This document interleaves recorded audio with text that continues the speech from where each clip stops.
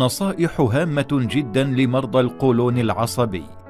تتابعون في هذا الفيديو كيف تعالج القولون نهائيا خلال شهر رمضان. ما الذي يخفف تهيج القولون؟ وما هي المشروبات التي تريح القولون؟ وما هي العشبة التي تعالج القولون؟ ما هي الأكلات التي تهيج القولون؟ وكيف نستثمر الصيام في تطهير القولون من السموم والفضلات المتراكمة؟ في حال تطبيق هذه الخطة العلاجية فاطمئن، ستكون بألف خير. يتصرف مرضى القولون العصبي بشكل مختلف خلال رمضان، فإذا كان المريض دارسا لحالته عالما بدقائقها فغالبا ما يتخذ الاحتياطات اللازمة خلال الأكل في رمضان، فيقضي هذا الشهر في صحة جيدة، بل قد تتحسن أعراضه، خصوصا أن رمضان يشيع جوا من السكينة داخل النفس، ويهدئ الأعصاب ويخفف التوتر وينظم الجسم من السموم، وبالتالي فإن الصيام فرصة للتشافي الحقيقي وعلاج المشكلة للأبد. أما إذا كان المريض غير عارف بمرضه وجاهلا بمسبباته، وتمادى خلال هذا الشهر بالإفراط في الأكل وعدم انتقاء الطعام، فإنه من المنتظر أن تتفاقم أعراضه أكثر وأن يشعر بالتعب وعدم الارتياح. لذلك ننصح كل مرضى القولون العصبي ومشاكل القولون المختلفة بالالتزام بهذه الخطة العلاجية المميزة والتي ستشعرك بالفرق.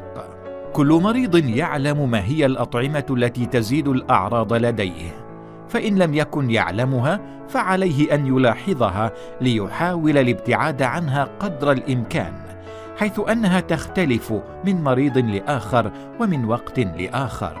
وهناك بعض الأطعمة التي يجب الابتعاد عنها قدر الإمكان، وهي من أسباب المشكلة، ومعرفة الأسباب جزء أساسي من الحل والعلاج، ويجب أن نتشافى بوعي ومعرفة هذه المعلومات قبل أن نطرح الوصفة التي تنظف القولون وتقضي على سمومه، أمر مهم للغاية. من أهم الأطعمة التي يجب الابتعاد عنها تماما الدقيق الأبيض وكافة المواد المصنوعة منه، وخاصة الخبز الأبيض، وأفضل بديل صحي هو خبز الشعير.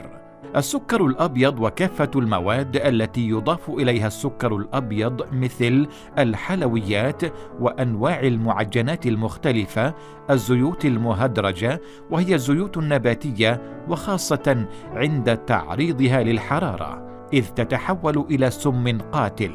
وأفضل البدائل هو زيت جوز الهند أو زيت الأفوكادو وزيت الزيتون. ويجب الابتعاد عن الأطعمة المقلية والزيت والسمن النباتي والمواد الدسمة، الفلفل والشطة والبهارات والتوابل والمواد الحريفة التي تضر من يعاني من التهاب في المعدة والتهاب في القولون، فالأفضل هو تجنبها. الثوم والبصل الني برغم فوائدهما العظيمة إلا أن البعض يشكو من النفخة والغازات بعد تناولها، فيجب التقليل منها وعدم جمعها من الأطعمة التي تؤدي إلى النفخة، وعلى رأسها الكراث والكرنب.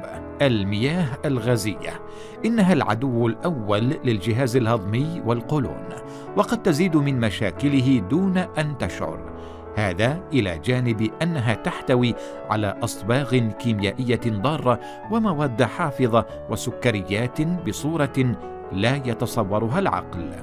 مضغ الطعام جيدا وعدم الإفراط في الشرب أثناء الأكل، حيث أن ذلك يؤثر على عملية الهضم ويخفف من عمل الإنزيمات الهاضمة، ويؤثر على حمض المعدة المطلوب لإتمام عملية الهضم بشكل كبير. مراعاة شرب 8 أكواب ماء في غير مواعيد الأكل في الفترة الممتدة من الفطور إلى السحور لضمان انتظام حركة الأمعاء ومن ثم القولون. عدم تناول الفواكه أو المواد السكرية أو الشاي والقهوة والنسكافيه إلا بعد الأكل ب2 أو 3 على الأقل، واحرص تماما على عدم إضافة السكر الأبيض إلى أي من العصائر الطبيعية، تناولها كما هي، وإياك أن تتناولها بعد الوجبة مباشرة، فالسكريات الموجودة في الفواكه تتسبب بالتخمرات في المعدة، وهي السبب بالشعور بالتخمة والثقل. عدم النوم إلا بعد الأكل ب2 إلى 3 ساعات على الأقل حتى لا تتوقف حركة الأمعاء. عدم تناول أي أدوية إلا بعد استشارة الطبيب المعالج.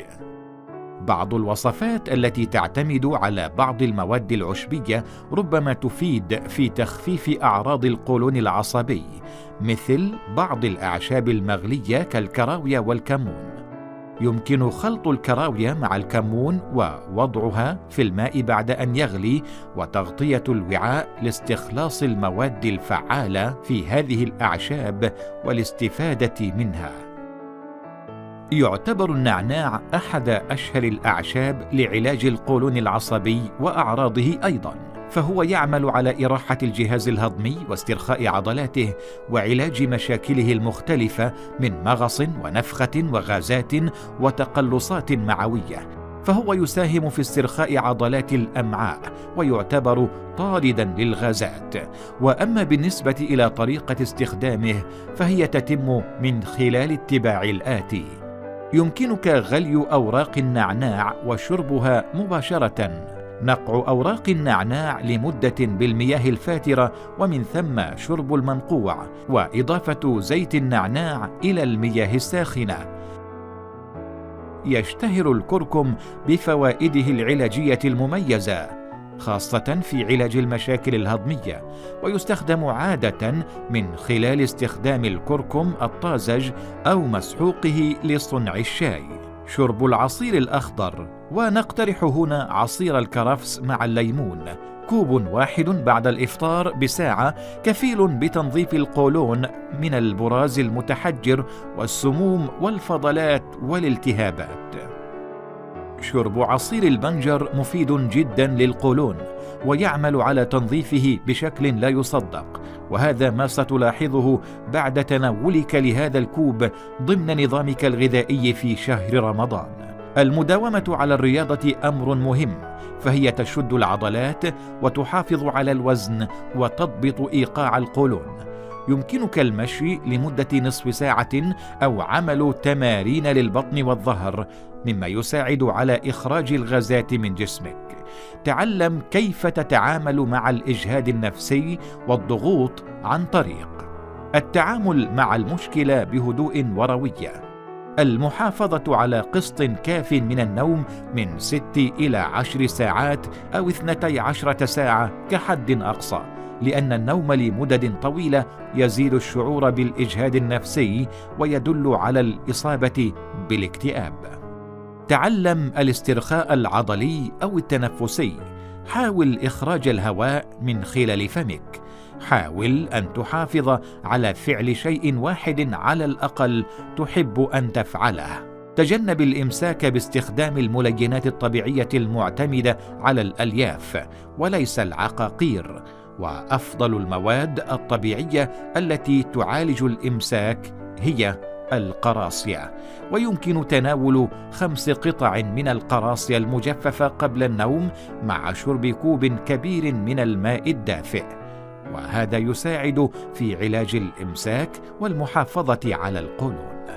لحماية نفسك من الإمساك أيضا يمكن تناول ملعقة كبيرة من بذور السمسم الخام غير المحمص ومضغها قليلا وبلعها مع كوب من الماء، فالزيوت في السمسم ستحميك من الإمساك، وهذا ما ستلاحظه بنفسك. ويمكن بعدها شرب كوب من الماء الدافئ مع بضع قطرات من الليمون وزيت الزيتون.